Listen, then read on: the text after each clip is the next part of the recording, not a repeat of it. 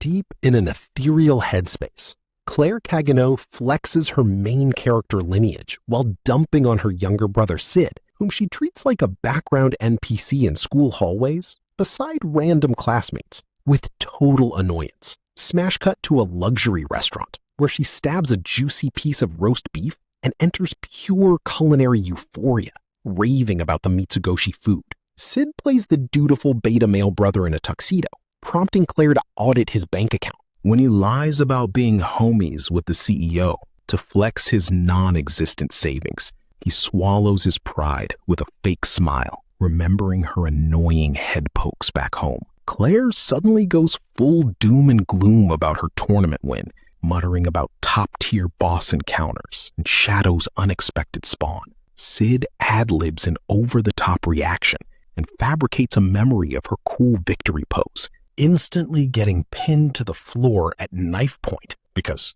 it was actually a middle finger, as she frets about his trash-tier academic future. He lies nonchalantly on the floor like a slacker, smirking about his secret identity, leaving her to sigh and pull out a glowing weapon to force recruit him for a high-level raid on the Blood Queen. Sid's inner Chunibyo hyperventilates with joy at the vampire trope. Under a glowing full moon, she marches him through town explaining her spell sword anti-vampire score, leading Sid to question basic undead lore before she clarifies that Lawless Town is the server's last Wild West zone under the shadow of the Crimson Tower. She insists this side quest will boost his knight resume, promising complete protection with a squad leader smirk. Sid detects aggro and sniffs blood in the air, sending Claire into high alert panic as she dashes down a dark alley and draws her weapon on a shadow.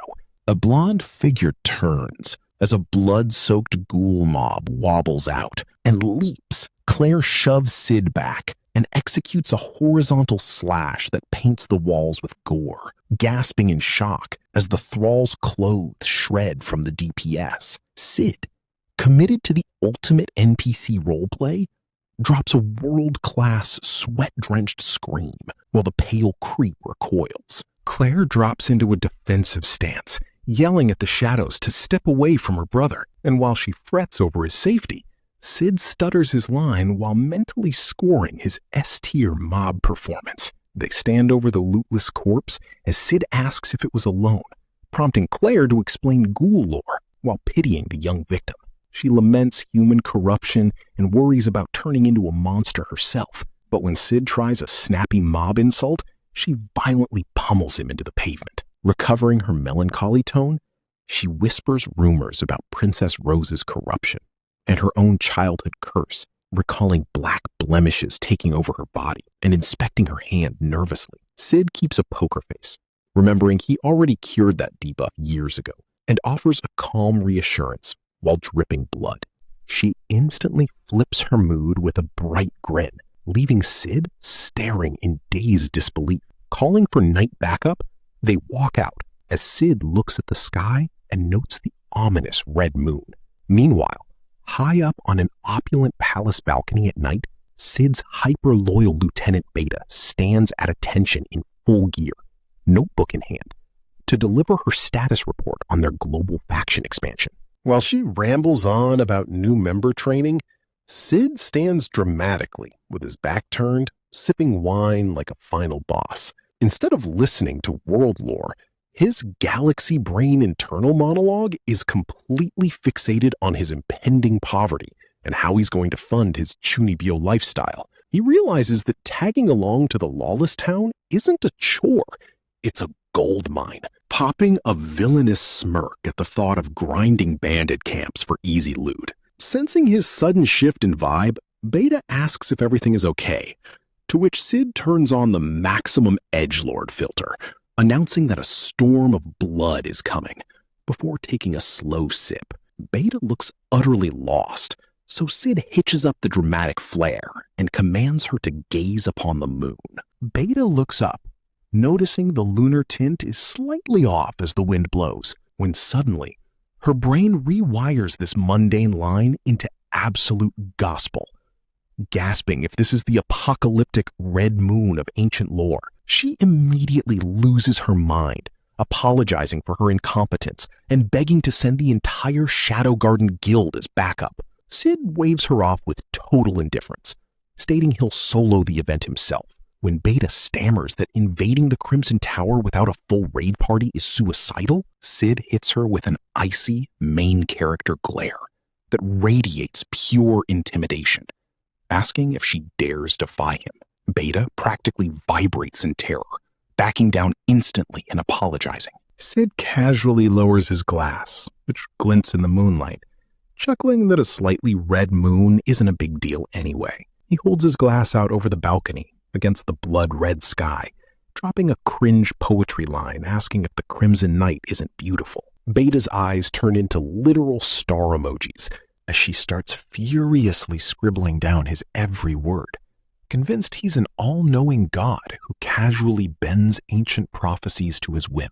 Sid glances back, internally cheering her on for buying into his nonsensical improv and adding "of legend" to his personal cringe lexicon.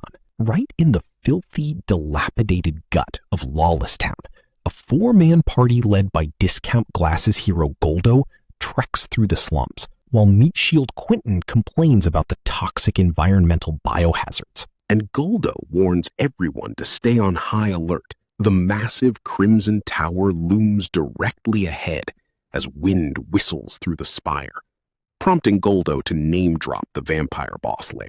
Goldo flexes over the raid architecture, while Quentin snorts that size doesn't matter, strutting up to the metal gates to claim first clear rights until he spots a cross-legged NPC blocking the zone entrance. Draped in heavy chains, the gatekeeper warns that only high-level players are allowed, prompting Quentin to deliver an arrogant villain speech about taking the Blood Queen's head. The guard chuckles mockingly and hits them with a malevolent smirk, threatening to break them. Quentin gasps as the guard unhoods his bandaged, broken frame to reveal he's the former White Demon, now demoted to a level 1 gatekeeper. Quentin erupts into trash talk, boasting his tournament resume alongside Goldo, while Goldo's spider senses scream that they're hopelessly outleveled. Goldo sweats in pure terror at the guard's hidden stats, while Quentin keeps trash-talking the one-handed veteran and raises his tower shield.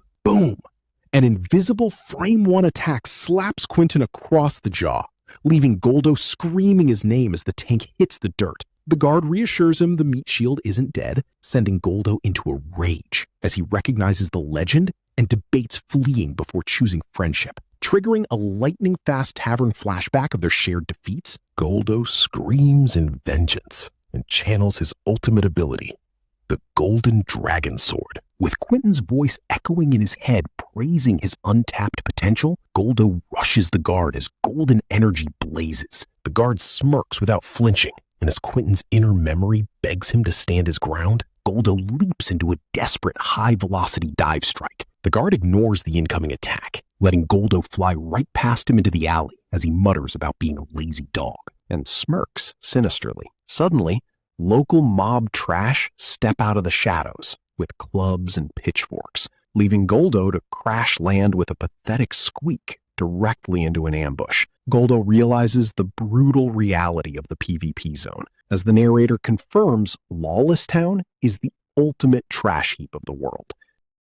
Whip pan to the rotting marketplace of Lawless Town, where a stubby merchant shoves a charred rat on a stick to Claire Kaginu. She hits him with an instant rejection, while a shady drug dealer offers high-causing plants, triggering her to snap before venting about the city's total lack of order.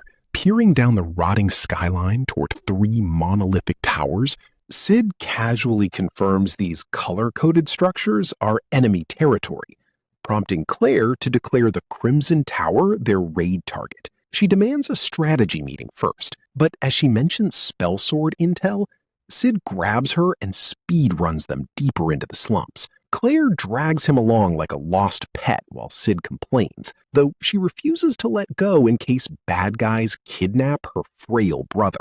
Sid mutters that he isn't a kidnapped princess, right as a slave merchant intercepts them, offering 2 shackled prisoners, Quentin and the White Demon, for 37 million zenny. Claire glares cold judgment at the slave trade and struts off while Sid reflects on the slum trash fire. He glances at the trembling, collar-bound prisoners, staring blankly at their pathetic state as the white demon whines over food crumbs, completely failing to recognize his former tournament opponents before walking away, hoping they find decent buyers. Night falls under an eerie red moon, prompting Sid to marvel at the supernatural RPG sky physics. Ditching Claire's strategy briefing, Sid sneaks out for a walk to farm the local area. Suddenly, a brown-haired pickpocket speeds past him like a streak of wind, but Sid executes a frame-perfect counter-pickpocket, smugly invoking an eye for an eye. Counting a sweet 40k zenny take, Sid beams with pure greed at this infinite money exploit and clutches the cash to finance his future shadow play. Standing nonchalantly on a corner, a sudden woman's scream heralds a mob spawn as a ghoul silhouette frightens the crowd. Sid prepares his standard mob evasion routine until two thugs step up looking for stress relief. One thug snaps a random young man's neck over gambling losses, spraying blood everywhere while the duo laughs at their human sandbag. Sid watches the brutal beatdown in silence, soaking in the chaotic, blood-soaked atmosphere. Realizing normal mob behavior might make him stand out in this high PvP zone,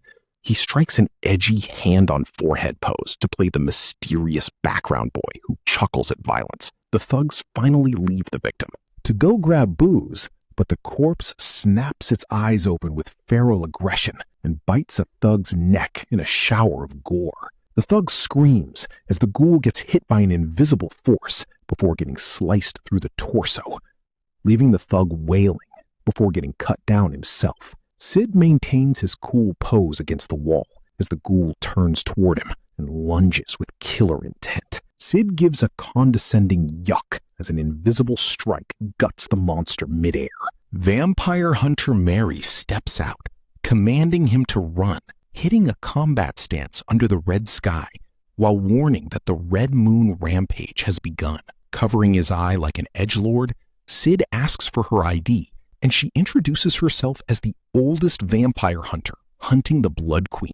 Screaming townspeople flee from spawning ghouls, while a spellsword tries organizing an evacuation until Mary dashes in to intercept the monster. Sid's mental HUD lights up at buzzwords like rampage and vampire hunter, grinning like a maniac as he realizes a major event side quest just triggered and striking a theatrical pose to formally enter the bloody banquet. Smash cut to the chaotic slums below, where panicked crowds flee while a panicked Claire screams Sid's name at the top of her lungs. Surrounded by roaming ghouls, she curses her brother for wandering off despite orders to sit still. She grabs a random mob NPC who rudely suggests Sid got eaten, so she instantly obliterates his face with a direct punch before slumping in grief, praying Sid isn't dead. Suddenly, she spots a blonde ghoul crouched over a dark, shaggy-haired corpse, making wet, crunching noises. Thinking her brother just got turned into monster chow, Claire delivers a brutal horizontal slash that bisects the ghoul. The dark-haired victim's head rolls away onto the cobblestones as Claire pants heavily over the carnage, staring at the dark locks and screaming if the severed head belongs to Sid. Crashing to her knees in total emotional ruin, she shrieks at the heavens in denial, sobbing into the dirt and begging for her brother's forgiveness. Out of nowhere, Mary asks if she's looking for a black-haired young man, causing Claire to snap her tear-stained face up. Mary introduces herself and mentions spotting two guys fitting the description. One who was creepily laughing at monsters, which Claire violently rejects because her frail little bro wouldn't laugh like a creep.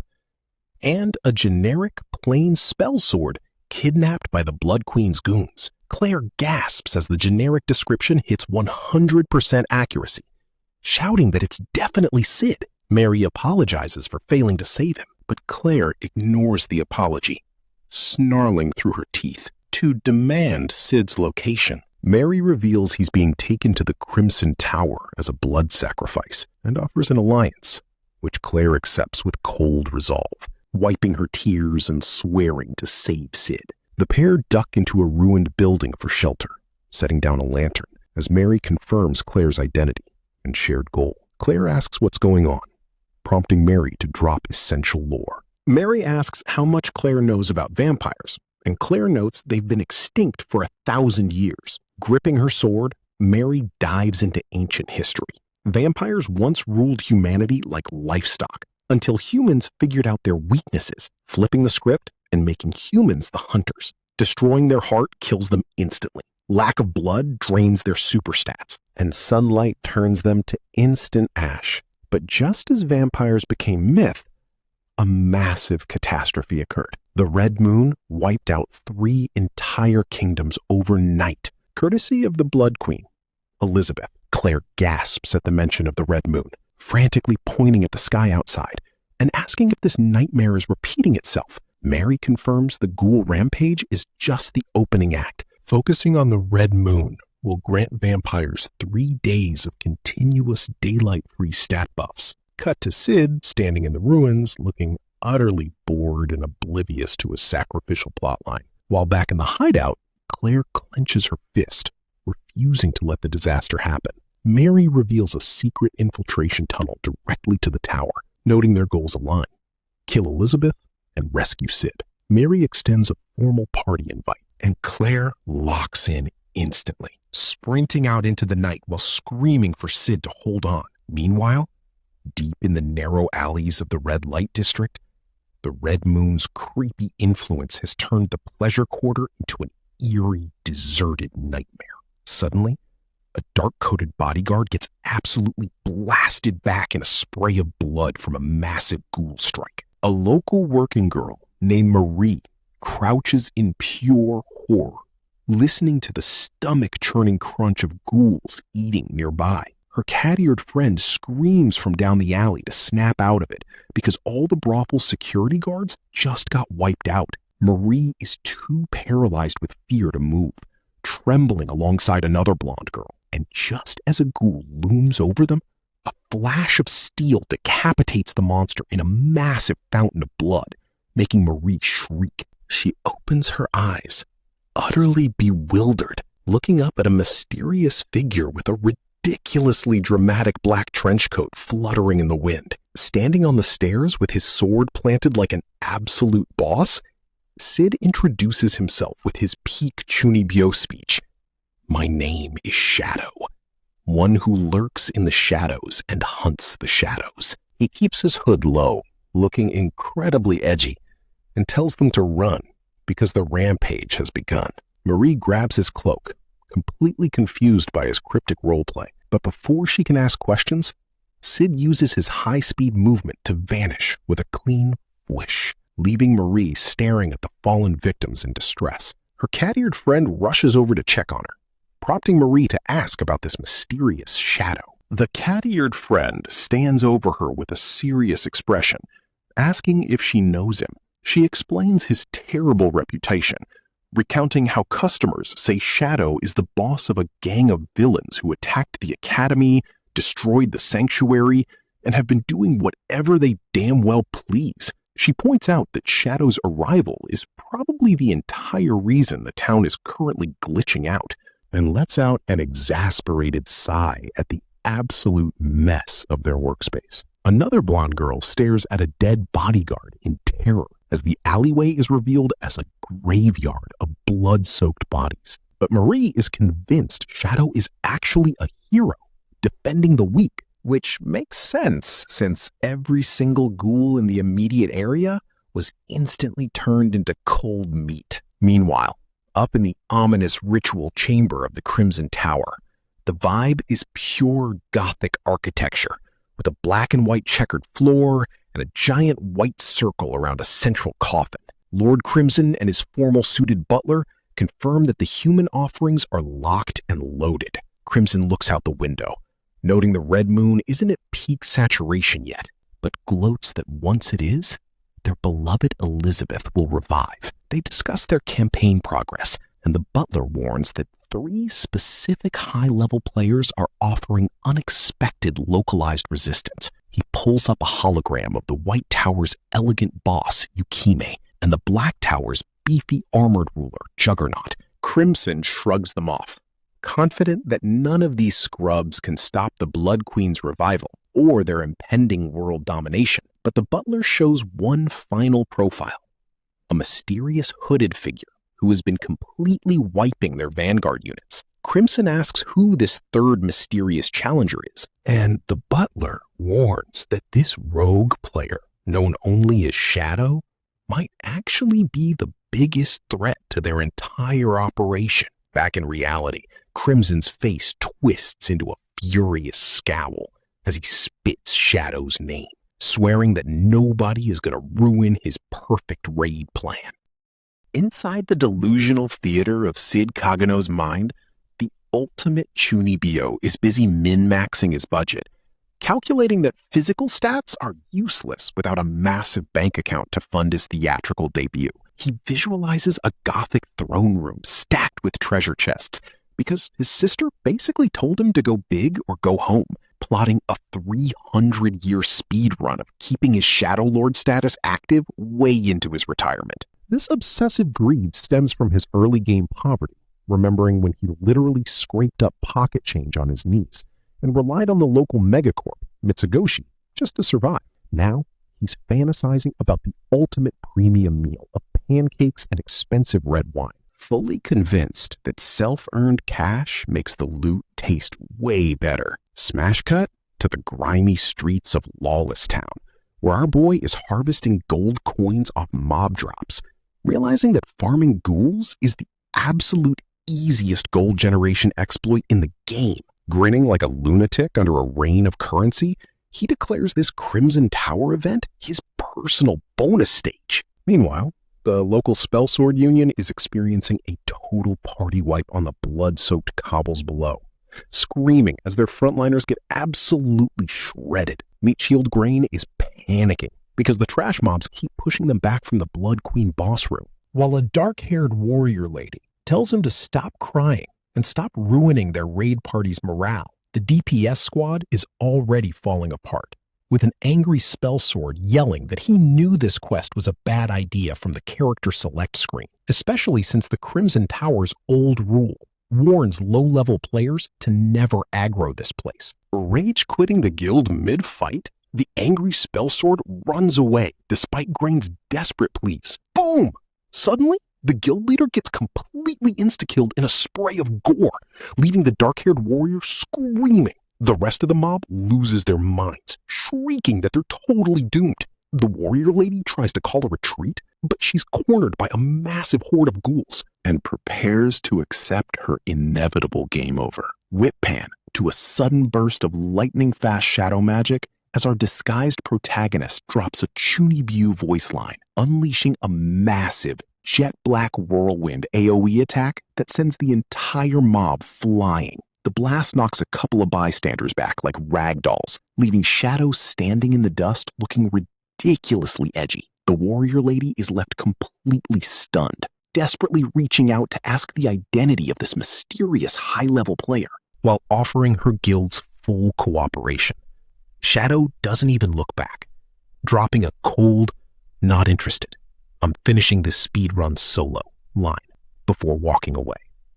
The warrior lady is left staring at his legendary silhouette, imagining him standing atop a mountain of loot under the crimson moon.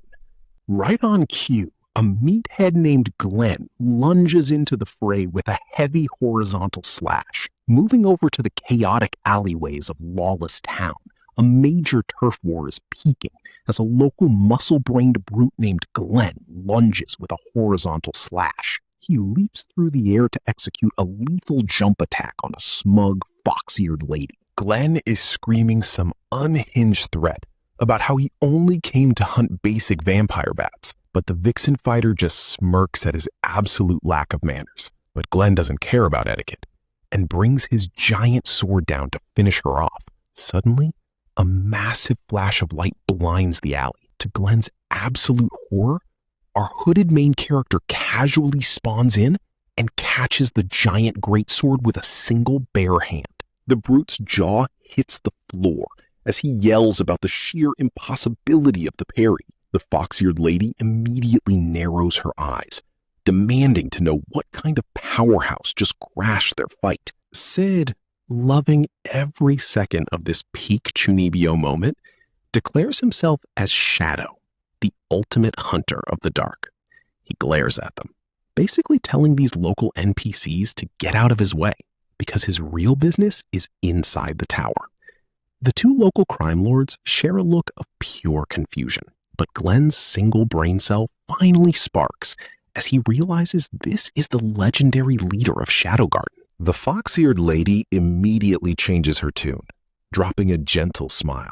She casually mentions she runs the local red light district and heard he rescued some of her staff. She even leans in close, offering a very personal late-night reward once the dust settles. But Shadow hits her with the ultimate Sigma male rejection, waving her off because he doesn't care about her rewards or saving random NPCs. Glenn laughs hysterically at her getting completely friend-zoned, but the fox-eared lady quickly gets serious, pointing out that the ghouls have been absolutely decimating their ranks. Glenn scowls at the sky, grunting that it's high time they demolish one of the town's rival towers. A mysterious tall guy in a wide-brimmed hat adjusts his coat and suggests they focus on the Blood Queen before Shadow steals all their potential loot. Right on cue, some edgy white demon character steps up, gripping a massive scythe and bragging about how excited he is to hunt new prey. He rants about how he's finally going to paint the town red under the moon. He even starts explaining his boring, tragic backstory about how he used to be a knight captain before his blood fetish got him fired. But before he can finish his monologue, the massive juggernaut, the tyrant, literally smashes through the brick wall like the Kool-Aid Man. The white-hooded cultists nearby immediately start weeping and crying about how they're completely outmatched. The white demon just smirks at the chaos, trying to finish his story about a woman he was once cutting up in an alley. In his twisted memory, the fox-eared Yukime is standing coldly in the dark. A cultist in his flashback is screaming in terror at her arrival, while Yukime just looks completely bored by the whole situation. He also recalls a seemingly weak guy in a black coat strolling through the alley. The white demon continues his internal monologue about how much he loves the sight of red blood, but his flashback suddenly cuts to him getting absolutely bifurcated by Shadow, blood spraying everywhere. His face contorts into a mask of pure shock. He ends up lying flat on the cold ground, staring at his own pool of blood while gasping in confusion. And as he looks up at the red moon, deep inside the dusty archives of the Crimson Tower Library, the lore master elf Beta is busy farming lore when her concentration is shattered by a series of massive explosions. Giant cracks spiderweb across the reinforced stone wall before Claire Kaganu and Marie crash through the debris like terrible players failing a stealth check. Claire groans about the wall being flimsier than expected, while Marie tells her to watch her step. Beta stands perfectly still, dryly greeting these uninvited intruders, but her eyes widen as she recognizes Lord Shadow's sister. Claire demands to know how she knows her name, and Beta quickly improvises, pretending she only knows her as the legendary champion of the War of God Festival. Claire draws her sword with hostile intent, forcing Beta to introduce herself as a member of Shadow Garden. Beta reveals they are searching for progenitor blood to cure possession, theorizing that the two are biologically linked.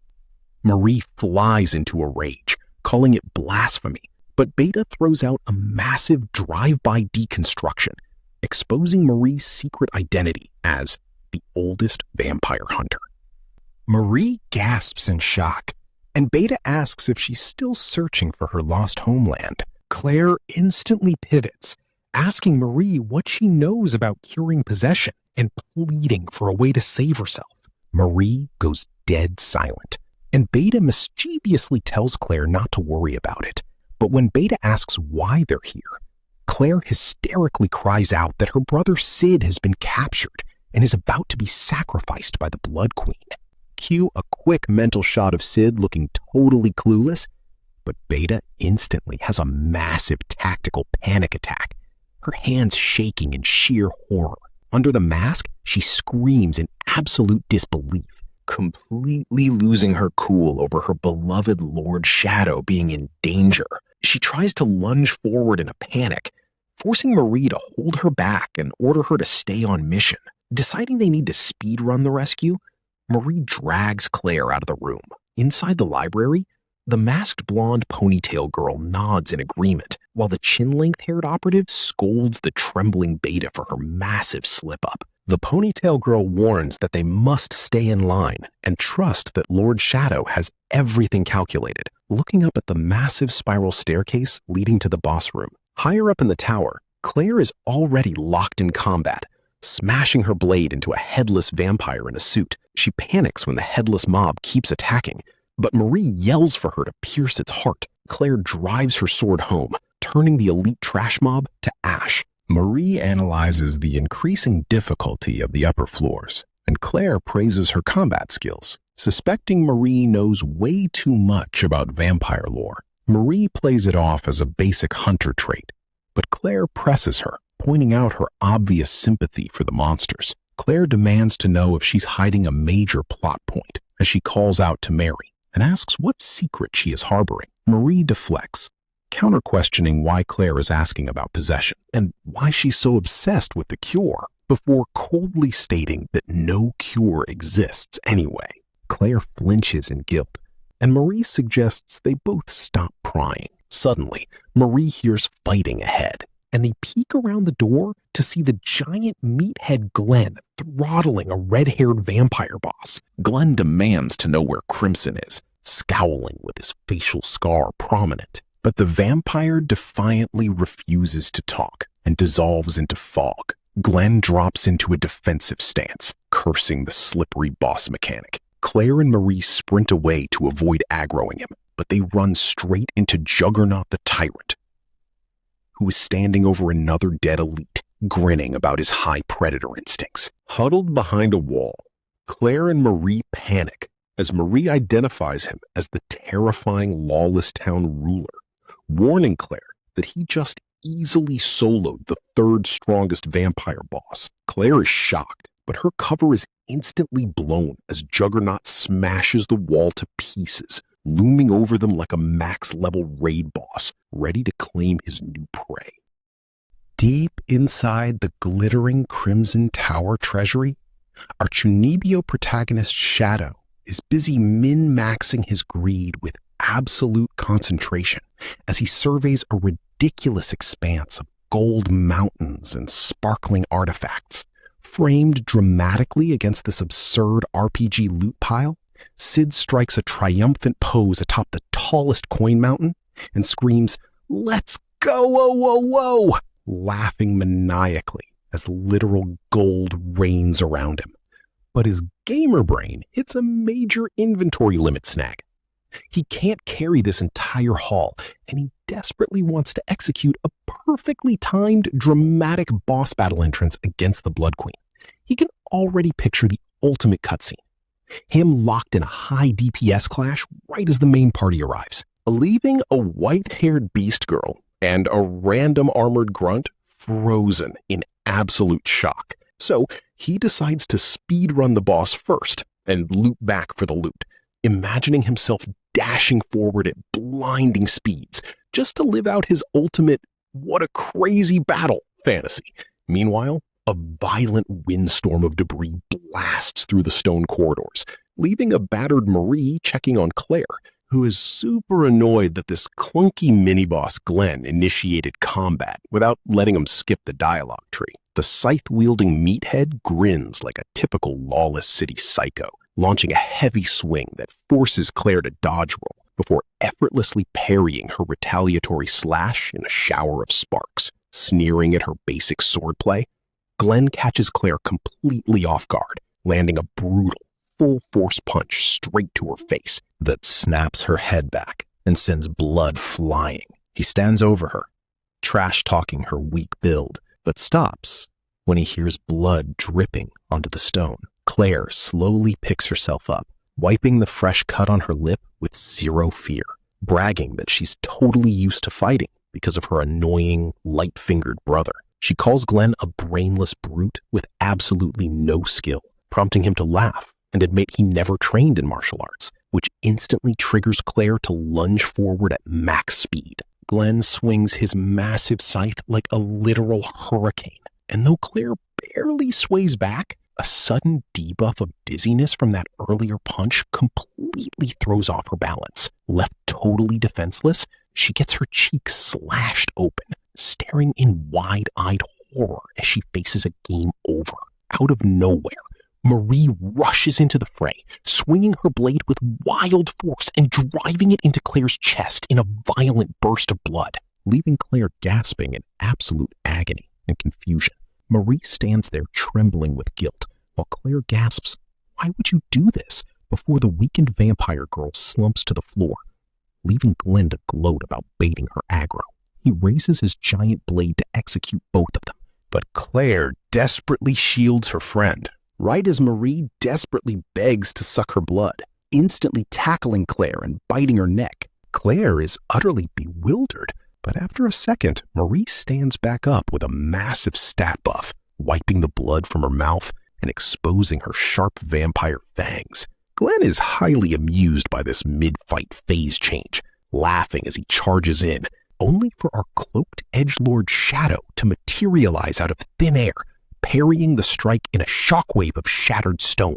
Claire watches in sheer shock, while Glenn tries to flex his stats, but instantly unleashes a counterstrike that blows Claire backward. Marie falls to her knees, gasping that she still isn't used to this blood buff, forcing Claire to scream her name as Glenn prepares a final execution swing. Claire freezes in sheer terror, and Glenn's blade crashes down, tossing her violently across the floor. Thinking it's a permanent wipe, she closes her eyes and apologizes to Sid, but at the absolute last frame, Shadow triggers his iframes, delivering a thunderous high kick that sends Glenn flying as he coldly tells him to buzz off. Claire opens her eyes in complete awe as Glenn is blasted through a crumbling stone wall, howling curse words at Shadow midair.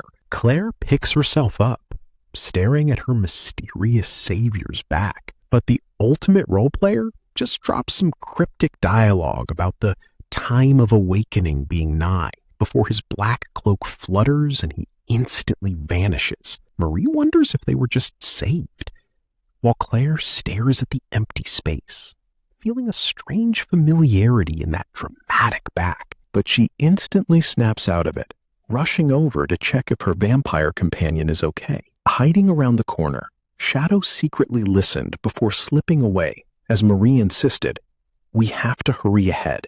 I'll explain as we walk." Tipping her hat, Marie admitted, "Forgive me for sucking your blood suddenly. As you see, I am a vampire." Dropping 1,000 years of lore, Marie revealed, "I used to be the subordinate of the Blood Queen, Lady Elizabeth," and started her tale. This is a story that goes back over 1,000 years. A vision opened on a quiet rural village where locals marveled over a slain beast, asking, "What a surprise! This is one huge beast. Did Lady Elizabeth also defeat it?" While a mother gushed, "I don't know how to thank you for helping the children from such danger," Marie recalled reassuring them, "Your safety is all that matters. This is the land we ought to protect, after all. I, Mary, will make sure that Lady Elizabeth hears of your gratitude." As a bearded local contentedly noted, "Thank you. This country really is like heaven on earth." Marie explained that unlike other vampires who treated humans as livestock, Lady Elizabeth tried to protect them despite the agony of blood starvation. Standing under a parasol, Crimson noted, "It's fine," while Elizabeth added, "The sunlight still scares us, but not drinking blood lets us meet like this," before declaring her dream. "Let's make this land a haven for us, a land where we can live happily, with vampires and humans living together." The crowd cheered, "Lady Elizabeth," offering homegrown goods. "This is wine we produced ourselves, and vegetables." "And store parasols," We've built a new parasol, so please come to our store, Marie teased. Come on, everyone. We're still vampires, you know? If you startle us too much, we might bite you. While Elizabeth looked on serene, closing her eyes with a radiant smile. But when Elizabeth reached out to Crimson, he remained indifferent. Suddenly, blood spilled everywhere as Marie cried, "What is this? What's going on?" Amidst total carnage, why did Lady Elizabeth kill all the townspeople? Crimson smugly confessed, I put human blood in Lady Elizabeth's food, and I removed her shackles, explaining that the blood moon triggered her urges as Elizabeth bit a villager, and Crimson declared, her rampage has begun. There's no one who can stop her. Tonight, this country will be no more. Marie screamed, Crimson, why would you do this to Her Highness? Pointing to crucified vampire corpses, Crimson yelled, I'm sure you've seen that hellish sight. The killings of the vampires by the hands of the humans who knew our weaknesses were truly atrocious, and reminded her, have you forgotten? We were driven here by the humans who pursued us. He raged. I only made lazy Elizabeth open her eyes, while shouting, a haven is no more than an illusion. Marie explained Elizabeth's 3-day rampage destroyed 3 nations, after which the weeping queen impaled herself with a sword, telling Marie to scatter her ashes. However, the sword missed her vitals, leaving her dormant until Crimson stole her coffin. Holding her blade, Marie vowed, but this time I will put a stop to her. I came here with a vow to take Lady Elizabeth's life before bowing. That is all. I'm sorry for hiding this. Claire listened, saying, I see, and asking, I do not think a haven is an illusion. Is it not possible to save her rather than kill her? Marie argued. She does not seek salvation. Neither I nor her wish to commit the same mistake. But Claire yelled back, then I will save her, with a passionate speech. If that red moon is making her rampage, then all we have to do is bring her back to her senses after the moon goes down 3 days from now. And if we don't talk, we won't understand a thing. And if something were to happen to my brother, I don't know how I'd ever apologize to him. But he's a gentle child. If I talk to him, I believe he'd understand me. Picturing her soft boy vision of Sid, Claire smiled warmly. So, let's put an end to this, with smiles on our faces. Marie grinned. I'm sorry for giving you so much trouble, and pumped her arms, yelling, all right, now that that's settled, let's kick Crimson's butt and kidnap the sleeping queen. Yeah! And we'll definitely save your brother. But Claire instantly hit her with a freezing death stare. The one who will save my brother is me. Please don't step in. Meanwhile, down in the macabre depths of the mausoleum, the main villain Crimson stood triumphantly over an open coffin and a blood-stained floor. Whip pan to the blood-stained mausoleum deep within the crypt, where the vampire lord Crimson stands triumphantly over an open coffin. He laughs maniacally about the crimson full moon maxing out his vampire stats, throwing his arms wide before looking down at a dark-haired male sacrifice sprawled on the stone. Pointing to the jagged wound in the victim's chest, he boasts about implanting the queen's preserved heart to resurrect the ultimate progenitor boss. Suddenly, a sharp clack echoes through the hall, making Crimson jump back in absolute panic as a menacing, hooded figure steps from the shadows. Before the boss can even finish his monologue, Shadow cuts through the air, delivering a violent facial strike that sprays blood across the floor. Crimson tries to cope, smirking that red moon buffed vampires can regenerate from anything, but Shadow doesn't care about his recovery frames, instantly unleashing a flurry of invisible, rapid-fire strikes that tear Crimson's flesh to shreds. Blurring through the arena in a high-speed execution combo, Shadow ignores Crimson's desperate, trembling pleas to pause and talk, thrusting his sword directly through the vampire's chest with shattering force. Spatially glitched and coughing up blood, Crimson gasps, "No way!" while Shadow authoritatively demands the Blood Queen to come out and face him. But as the ceiling crumbles, only an awkward, heavy silence fills the empty room, forcing Shadow to stand there in a dead silence, awkwardly staring at the central coffin.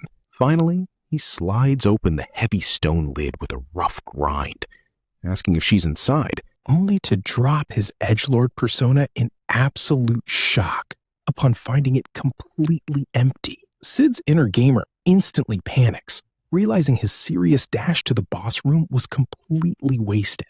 And looking down at the dead body, he assumes some other party already cleared the raid. Slumping his shoulders in absolute disappointment, he complains that wasting time to save his sister on the way cost him his epic boss fight moment. Muttering that he might as well just go back and loot the treasury, he casually walks away. But as his footsteps fade into the distance, Crimson's eyes suddenly snap open to a booming heartbeat, ready to trigger his Phase 2 boss fight.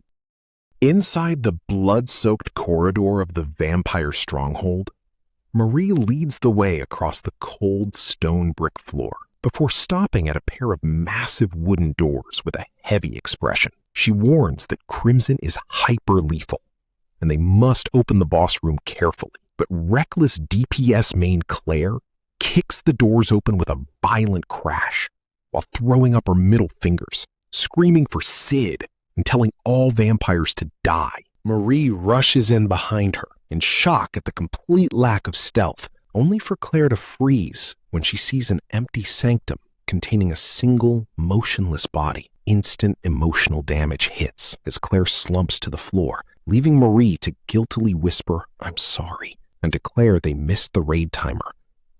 Claire falls to her knees, pulling the dark-haired guy into an embrace, while Marie mutters about total defeat. Tears drip as Claire frantically shakes the body and begs Sid to wake up, totally ignorant of the true narrative cutscene. While cradling the stranger, Marie tries to comfort her shoulder, but the corpse's eyes suddenly snap open. Claire's grief instantly vanishes, replaced by utter suspicion as she shoves the creep away and flatly announces this isn't Sid. Marie stares in bewilderment, demanding to know if that isn't her brother, but Claire dismisses him because her real brother is way cuter. The decoy NPC flinches on the stone floor, whining that this is the second time she's ruined his tragedy cutscene as his form distorts. Claire ignores him and demands Sid's actual location from Marie.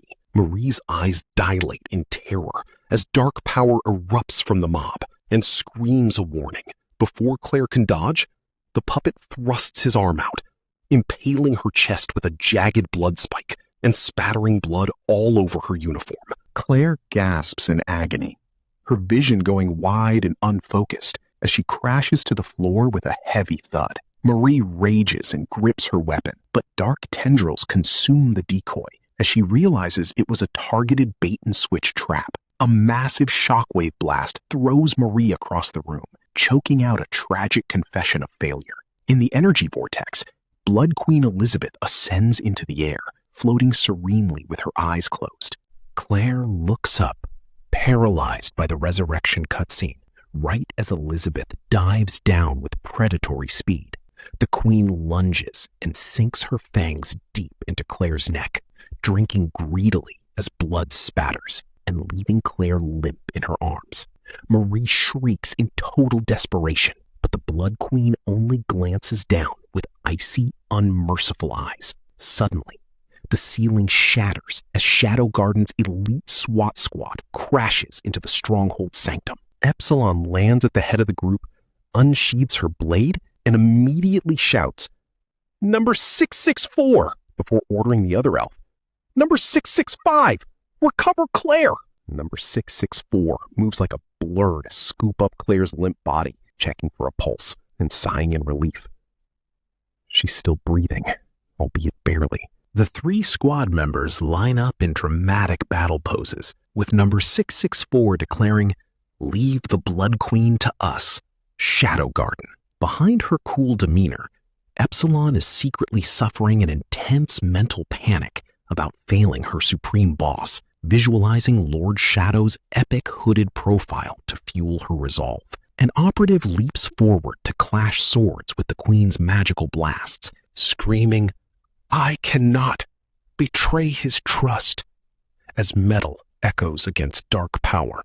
Number 664 delivers a swift thrust that pierces directly through Elizabeth's chest, shocking the Blood Queen. Though when 664 tries to retract her weapon, the boss's flesh holds it fast, prompting her to grumble, "Damn, I can't pull out my sword." Epsilon follows up with a heavy arching slash that drops Elizabeth hard onto the floor. Epsilon checks on her allies, receiving a hopeful response from another masked operative. "Well done, number 666. We might still be able to win this." However, Marie interrupts with grim reality, warning, "No, you can't." As Epsilon pauses to ponder if the Queen is just weakened, Marie explains, "But Lady Elizabeth has always been grumpy after waking up." On cue, the Blood Queen swirls her dark energy into a grotesque dress of blood that makes Epsilon shiver in dread. Breaking the tense atmosphere, wooden sandals clack across the stone as Yukime enters the arena, fanning herself with a smirk and chiming in, "Do let me in on the fun." Epsilon instantly recognizes her as Yukime the Yoko, just as a bruised and bloody Glenn limps in behind the Fox Lady, growling about payback. When Yukime giggles and asks what hole he crawled out of, Glenn roars, "Piss off! That bastard Shadow kicked me down, so I had to crawl up the walls all over again, damn it!"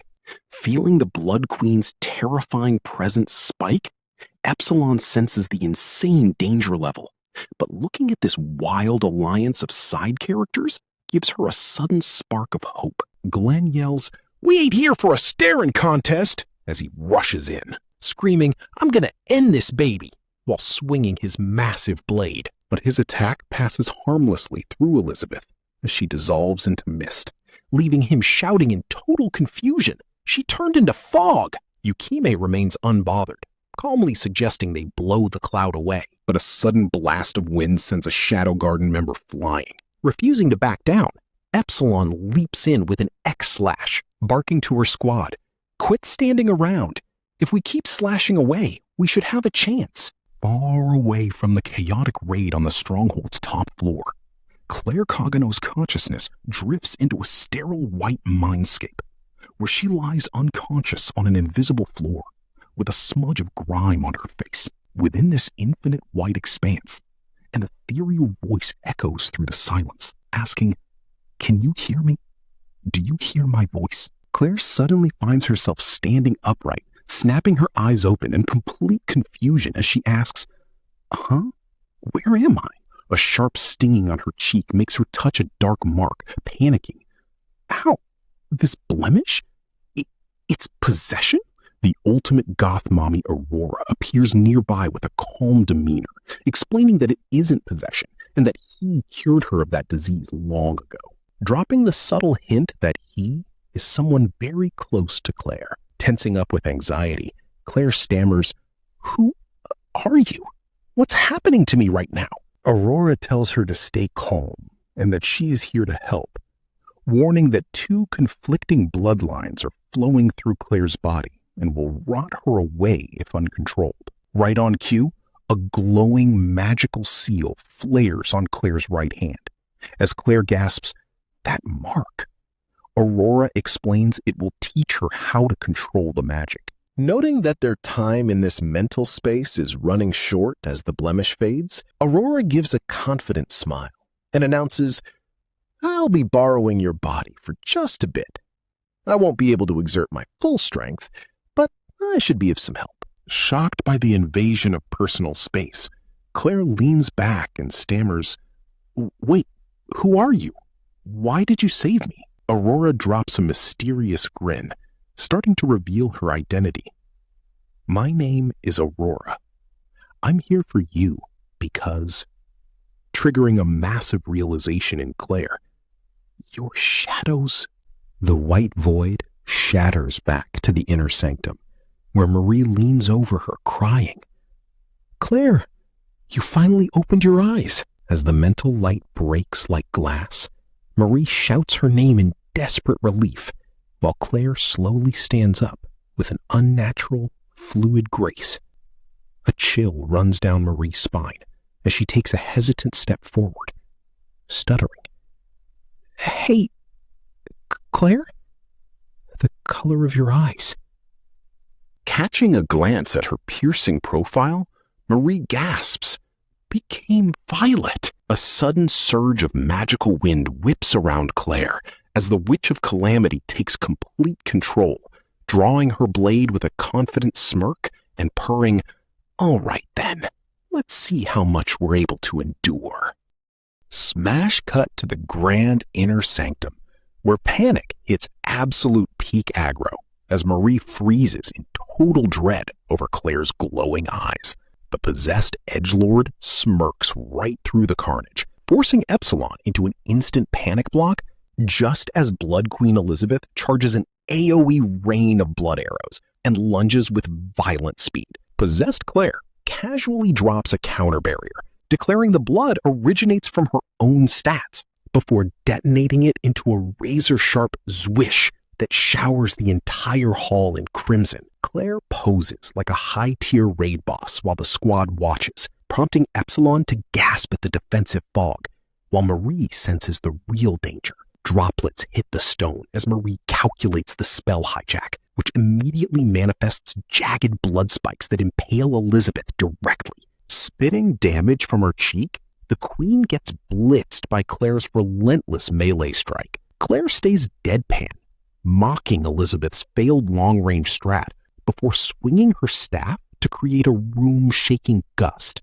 and clashing head-on to launch the boss back with a shockwave pass. Claire maintains ultimate chill while Elizabeth gasps in agony, detonating a massive blood nuke that forces sidekicks Yukime and Glenn behind cover. Glenn wipes blood off his face, complaining that this boss-on-boss mirror match is completely unhinged. Dust clears to reveal Claire standing tall over her target, purring sinisterly about absorbing enough blood mist, while Elizabeth twitches involuntarily and coughs up a wet spray. Claire rockets forward with a thunderous boom, launching Elizabeth through the air for a structural wall-shattering slam. Epsilon and Marie stand completely slack-jawed as dark sludge squelches across the stone, which Claire sweeps away with a wide weapon swing. Bleeding from her lip, Claire complains about her host's nerfed power level and admits her vessel is at maximum limit,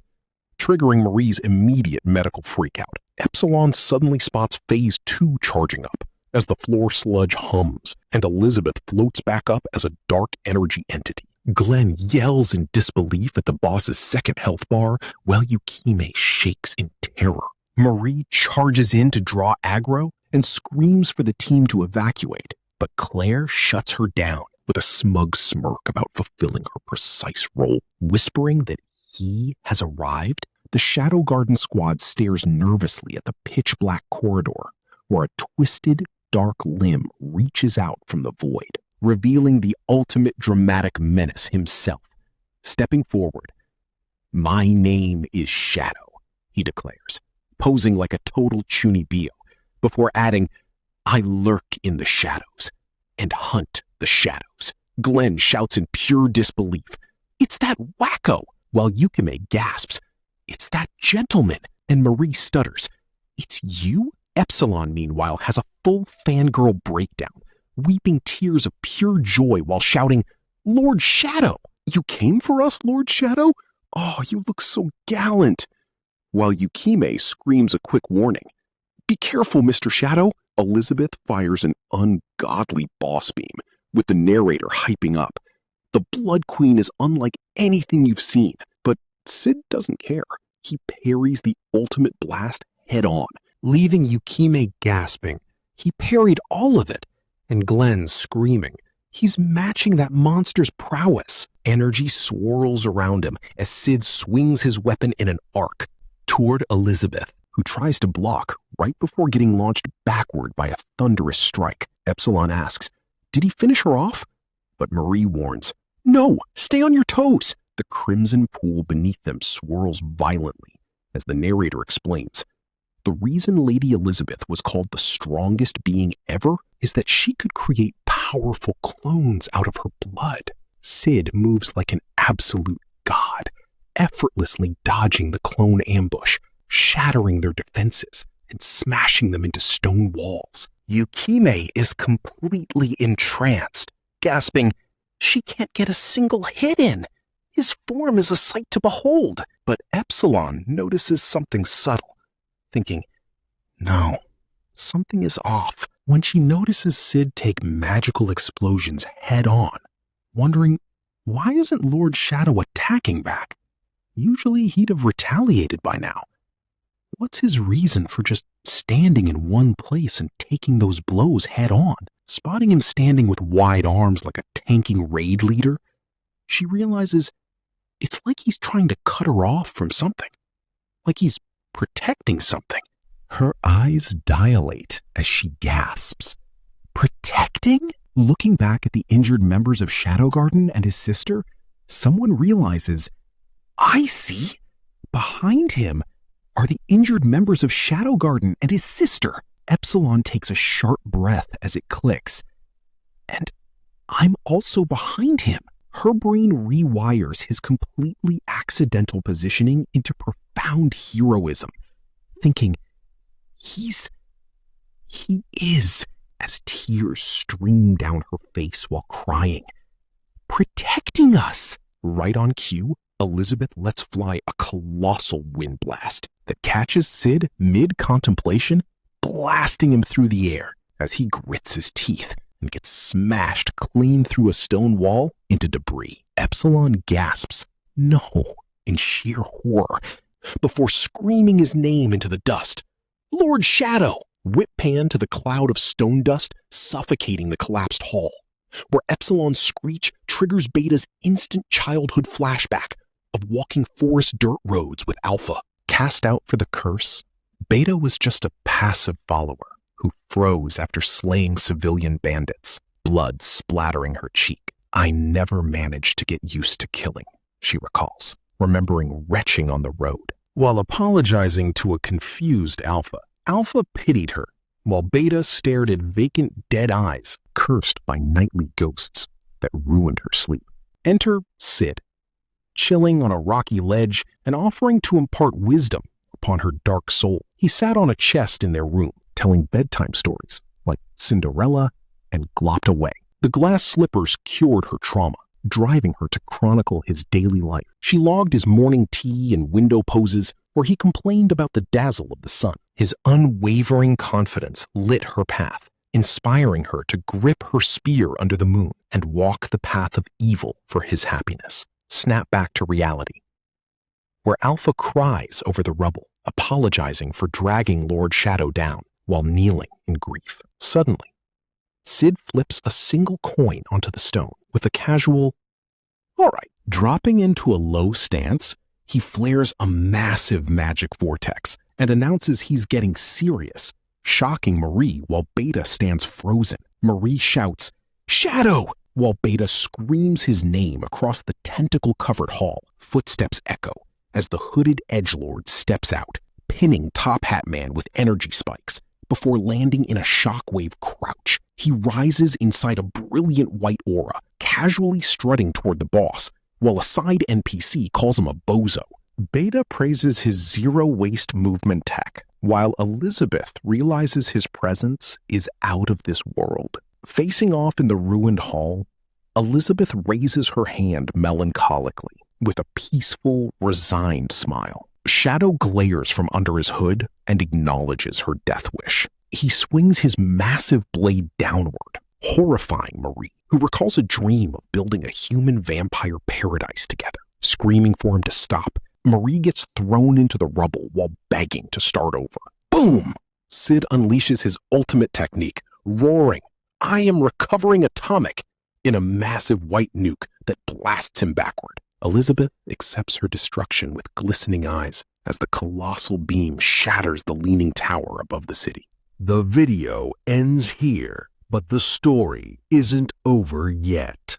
Like the video if you're ready for the next part.